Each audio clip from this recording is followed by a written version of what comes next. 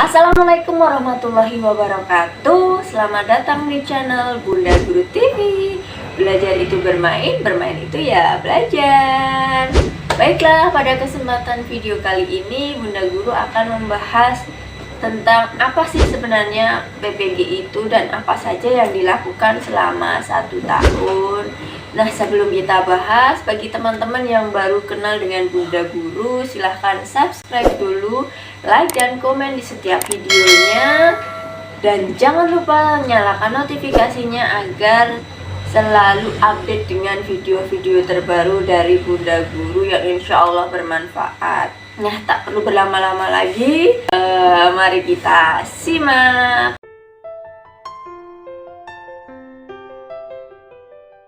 Nah, sebelumnya Bunda Guru ucapkan selamat kepada teman-teman yang telah lolos dengan ujian wawancara seleksi masuk di gelombang 1 tahun 2023. Selamat teman-teman, selamat menempuh perkuliahan yang insya Allah akan dilakukan bulan September ya, kalau nggak salah ya. Nah, sebenarnya apa sih PPG itu? PPG adalah sebuah program pendidikan profesi guru yang diselenggarakan oleh GTK Kemendikbudristek. Itu program profesi guru yang diciptakan atau yang ditujukan untuk mencetak guru-guru profesional. Nah, siapa saja yang bisa mendaftar PPG Prajabatan ini adalah mereka yang lulusan sarjana kependidikan maupun non-kependidikan. Nah, terus apa saja sih yang akan didapatkan atau output dari setelah lulusnya perkuliahan selama PPG? Mereka akan mendapatkan sertifikat pendidik yang mana nanti menambah gelar mereka, ada gelar profesional atau biasanya ditulis GR di belakang SPD-nya ya, seperti itu. Nah, itu tadi sekilas perkenalan tentang PPG itu sebenarnya apa. Nah, terus apa saja sih yang dilakukan, apa saja perkuliahannya, bagaimana yang dilakukan selama 1 tahun selama mengikuti PPG. Nah, sebenarnya menurut pengalaman Bunda Guru sendiri, selama 1 tahun perkuliahan itu ada 3 kegiatan pokok kalau menurut Bunda Guru itu sendiri. Yang pertama itu ada kuliah, terus selanjutnya ada tugas-tugas, itu juga termasuk. Nah, apa saja yang pertama adalah kuliah. Nah, seperti apa sih sebenarnya kuliah di PPG ini? Kuliah di PPG ini dilakukan secara tatap muka ya, ataupun disebut dengan luring. Nah, ini kebetulan di LPTK Bunda Guru kemarin memang tidak ada dilakukan secara daring.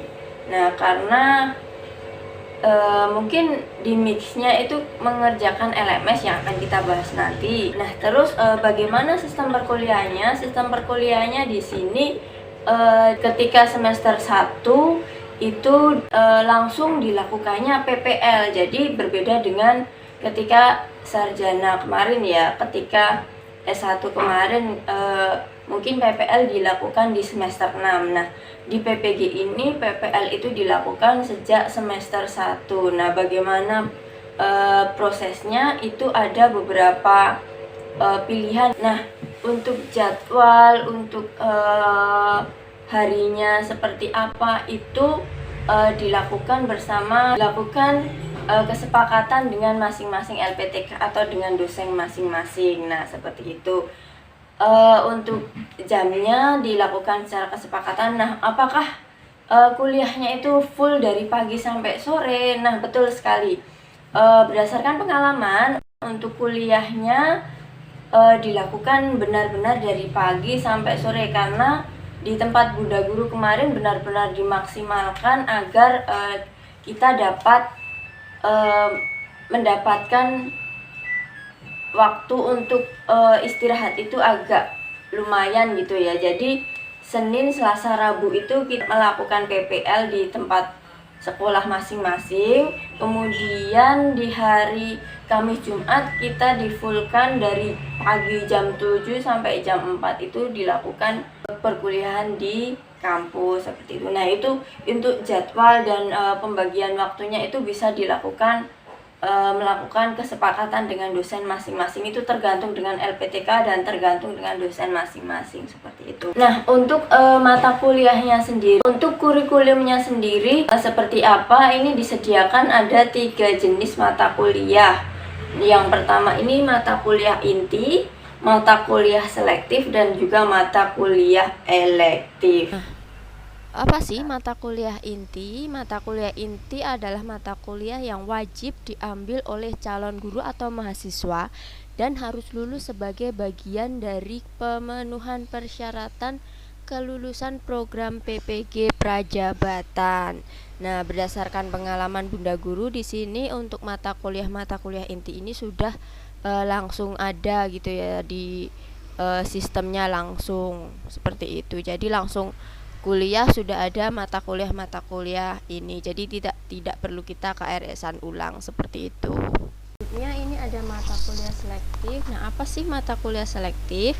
Mata kuliah selektif ini merupakan mata kuliah yang dipilih oleh calon guru dari sejumlah pilihan yang disediakan oleh perguruan tinggi penyelenggara program PPG atau LPTK masing-masing ya. Mata kuliah pilihan selektif ini berasal dari daftar mata kuliah pilihan PPG Prajabatan yang ditetapkan secara nasional seperti itu. Jadi bisa milih seperti itu. Nah, kemudian tadi ada mata kuliah inti, mata kuliah selektif, juga ada mata kuliah elektif. Nah, di mata kuliah elektif ini merupakan mata kuliah yang dipilih oleh calon guru dari sejumlah pilihan yang disediakan oleh perguruan tinggi penyelenggara program PPG Prajabatan atau LPTK yang terpilih. Mata kuliah pilihan elektif dapat berasal dari daftar mata kuliah pilihan program PPG secara nasional atau dari mata kuliah pilihan yang dikembangkan oleh perguruan tinggi secara mandiri seperti itu. Nah, untuk mata kuliah inti ini ada 7 mata kuliah, yaitu ada filosofi pendidikan, pemahaman tentang peserta didik dan pembelajarannya, prinsip pengajaran dan asesmen yang efektif 1 dan 2, pembelajaran sosial emosional, seminar pendidikan profesi guru, proyek kepemimpinan 1 dan 2, serta ada praktik pengalaman lapangan atau PPL 1 dan 2. Nah, selanjutnya untuk mata kuliah selektif ini ada 12, ada literasi dalam lintas mata pelajaran, literasi dasar, teknologi baru dalam pembelajaran, terus pengantar pendidikan untuk anak berkebutuhan khusus, dan lain sebagainya. Ini ada 12 totalnya ya untuk mata kuliah selektif. Lalu seperti apa sih distribusi mata kuliahnya? Nah, seperti ini dapat dilihat distribusi mata kuliahnya. Di semester 1 ini ada 19 SKS dan semester 2 ada 20 SKS. Nah, itu tadi mengapa di depan saya tadi mengatakan bahwa memang benar-benar bisa dari pagi sampai sore seperti itu ya, karena memang SKS-nya penuh dan full seperti itu ya. Jadi siapkan tenaga dan juga kesehatan yang fit seperti itu. Yang kedua yaitu LMS. Nah, apa itu LMS? LMS itu seperti kalau teman-teman sudah pernah membuka atau menggunakan aplikasi Moodle ya. Nah, seperti itu, sebuah learning management system yang dimana di situ di dalamnya terdapat beberapa tugas-tugas yang wajib dikerjakan, wajib diselesaikan oleh mahasiswa. Nah, seperti apa tampilan LMS-nya? Ini dia tampilannya. Nah, ini dia tampilan dari SIM PKB yang saya maksud tadi. Di sini teman-teman bisa login melalui tautan atau melalui link simpkb.id ya, seperti itu. Nanti teman-teman bisa login, masukkan email dan juga password yang ada di sana. Nah, kalau sudah dipilih atau sudah login, akan terlihat tampilan seperti ini dan pilih kelas diklat seperti itu ya. Kemudian akan muncul tampilan berikutnya. Nah, kemudian akan muncul tampilan seperti ini. Nah, untuk punya teman-teman mungkin nanti akan baru ada semester 1 seperti itu ya. Karena ini saya sudah menyelesaikan, jadi ada semester 1, semester 2, dan ada juga berkas PPKS. Nah, selanjutnya akan muncul beberapa pilihan mata kuliah yang ada pada semester tersebut. Di sana silahkan teman-teman klik sesuai mata kuliah yang akan ditempuh, seperti itu ya teman-teman. Nah, LMS ini disediakan oleh GTK berkolaborasi dengan LPTK masing-masing, yang di dalamnya terdapat di setiap mata kuliahnya itu ada 5-7 topik seperti itu ya. Pengerjaannya menggunakan alur merdeka. Nah, sebenarnya apa sih alur merdeka ini? Alur merdeka adalah akronim dari kata yang pertama adalah M. M mulai dari diri. Mulai dari diri ini berisi tentang biasanya disajikan beberapa pertanyaan-pertanyaan mengenai tujuan-tujuan dari mata kuliah atau topik tersebut, terus pengalaman-pengalaman apa yang dimiliki, terus apa saja pengetahuan-pengetahuan tentang materi yang akan dipelajari, seperti itu. Yang kedua yaitu atau eksplorasi konsep. Nah, di eksplorasi konsep ini membahas tentang beberapa materi-materi yang dibahas pada topik-topik tersebut. Biasanya di situ terdapat beberapa ringkasan-ringkasan ataupun materi-materi yang disediakan pada LMS. Kemudian R adalah ruang kolaborasi. Nah, biasanya di dalam ruang kolaborasi ini dilakukannya untuk berdiskusi atau berkolaborasi dengan teman-teman yang lainnya, seperti itu. Nah, ada juga kegiatan yang dilakukan secara mandiri.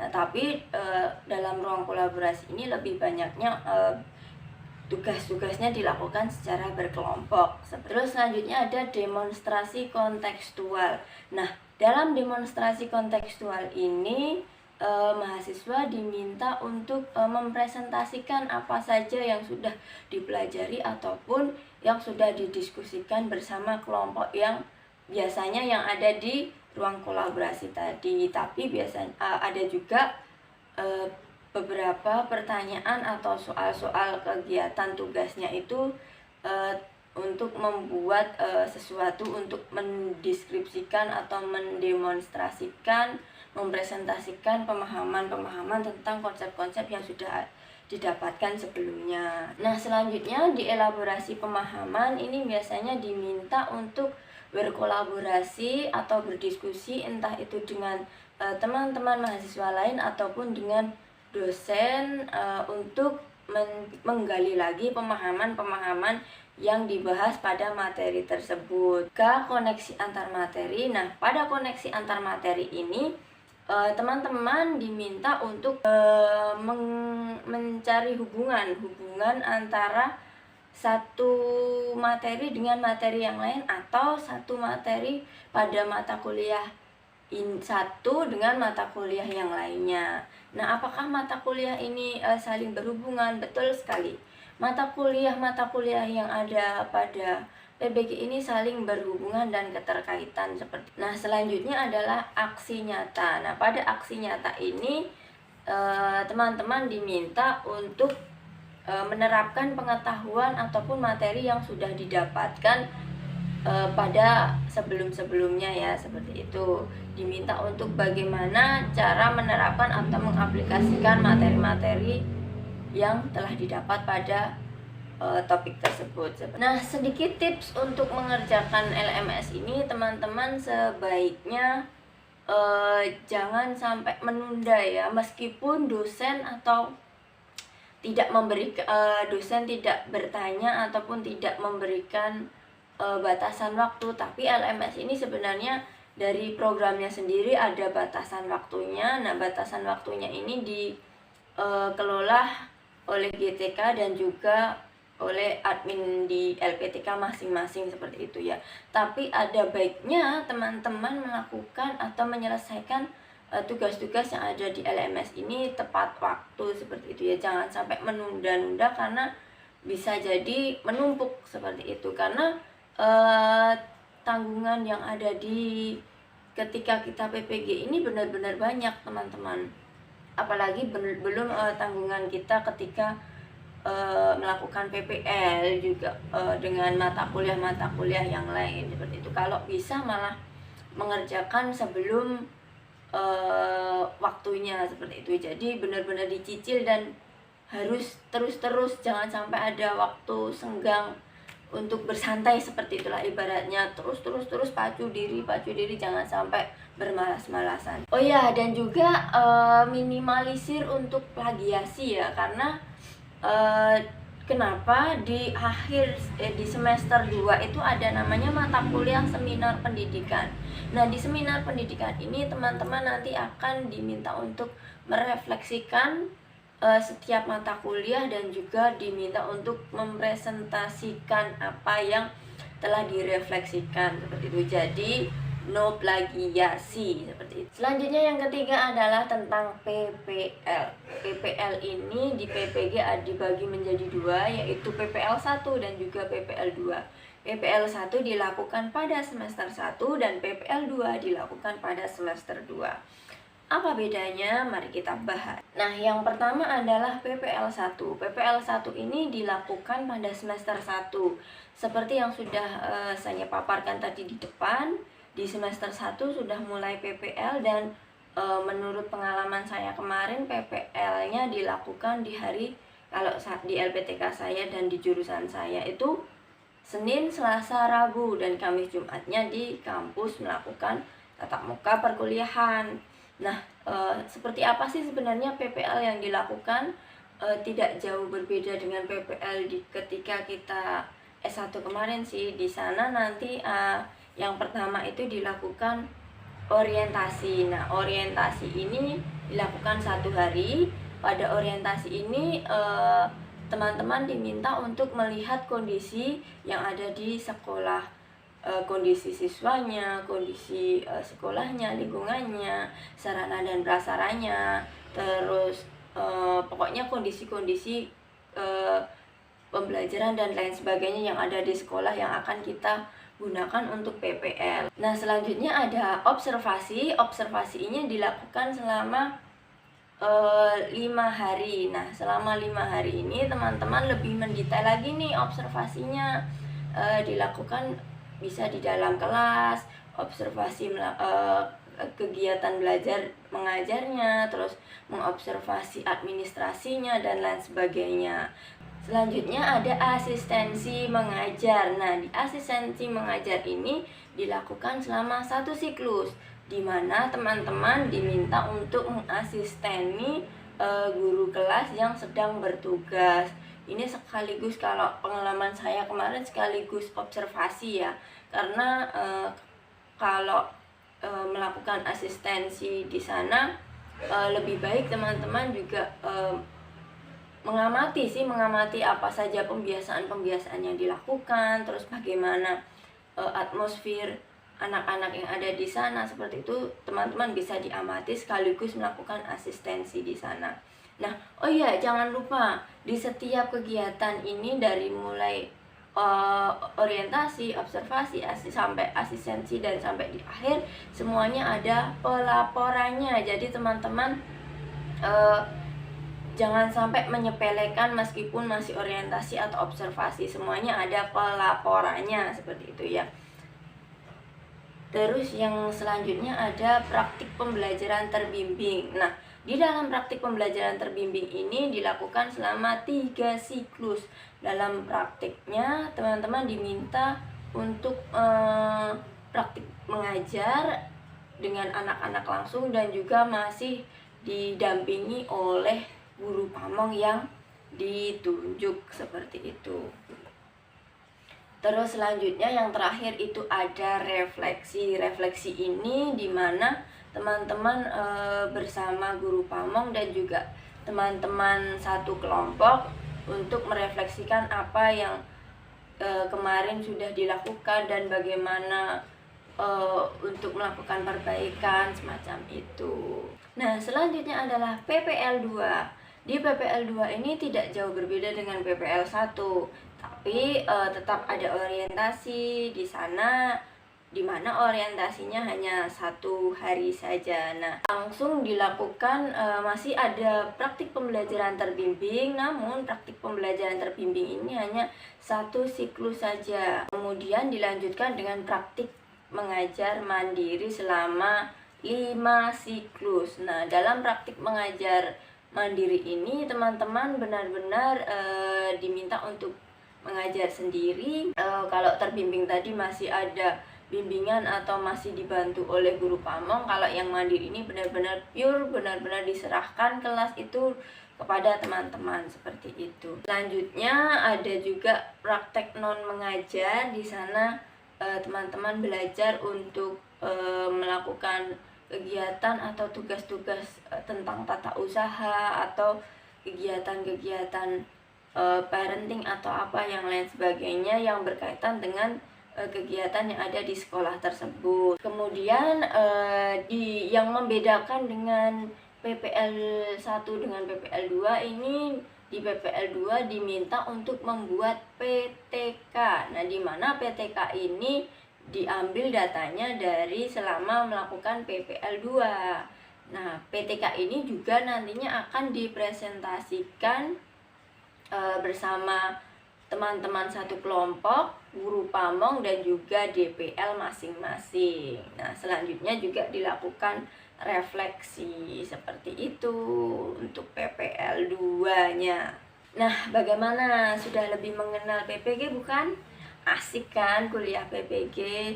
Tentu asik. Yang penting teman-teman selalu jaga kesehatan jiwa dan raga itu yang utama.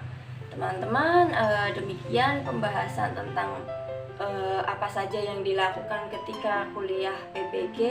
Semoga video saya kali ini bermanfaat, dan jangan lupa untuk selalu dukung Bunda Guru dengan cara like, komen, dan subscribe. Yang belum subscribe dulu ya teman-teman, agar channel Bunda Guru semakin berkembang dan semakin semangat membuat konten-kontennya. Bunda Guru akhiri, wassalamualaikum warahmatullahi wabarakatuh. Dadah teman-teman, jangan lupa like, komen, subscribe ya.